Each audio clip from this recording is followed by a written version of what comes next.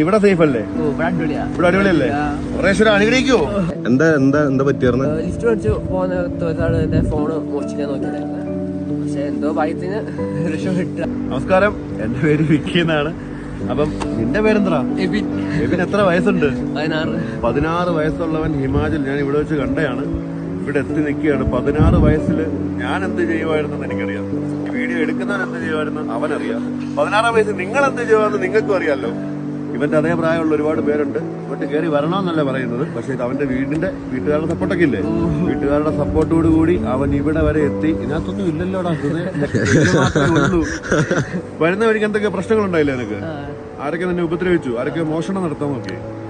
16 വയസ്സുള്ളവന് എന്താ പറയാന്? അപ്പം വളരെ സേഫായിട്ട് നടത്തുക.